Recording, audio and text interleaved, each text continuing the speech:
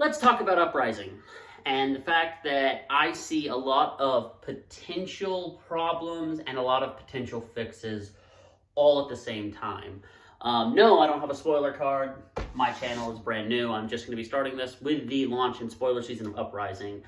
But with that being said, Uprising, we can see the potential for a lot of fixes in the game that we've kind of been dealing with Kano and potentially Icelander coming up, being able to do all that arcane damage. And there's not really a lot of arcane barrier things unless you're willing to switch all of your equipment to Null Rune and just scrap whatever plans you were doing with your original equipment.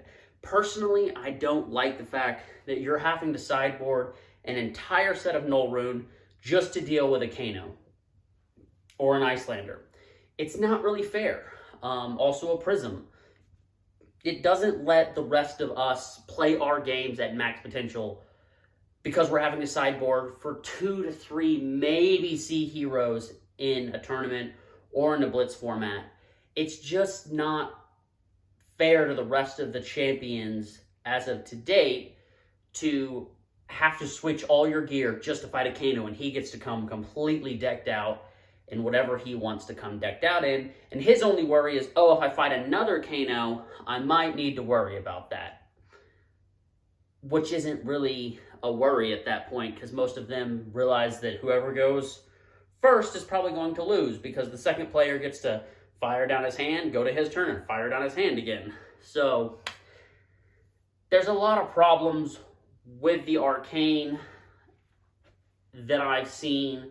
Yes, it's not entirely broken, but no, it's not fun for some people when we're having to completely just deal with a Kano or a Icelander. So we're seeing a fix with that in the fact that a lot of the cards are getting these May arcane barriers with the Draconic cards. This gives us a big insight on the future of what Flesh and Blood is probably pushing to have a little bit more equal gameplay across the board, where a lot more heroes are going to get the abilities to block that arcane in new and various ways that they're not worried about it, or even just stop damage that's coming in. It doesn't matter what kind. You see that with the Brute's Skullbones, I believe. I'd have to read that to make sure. But we see that card where you can just roll a dice and it prevents next X damage that would be dealt. That card has already been there, but I think we're starting to see more of it come out with the problems that we've been running into with a lot of cards that just do damage and you can't stop it unless you're going to run Null Rune. It also leaves us to a new damage type that could be coming in the future, and that is also very interesting with the card that says just deal damage equivalent to the, and it almost seems unblockable. I don't think it's entirely unblockable because the Brutes have that card that prevents damage. It doesn't care what kind. It doesn't care whether it's physical, arcane, or just coming from the void, which is what that card that has just come out and been spoiled seems like it does. I'd have to read it and double check for sure.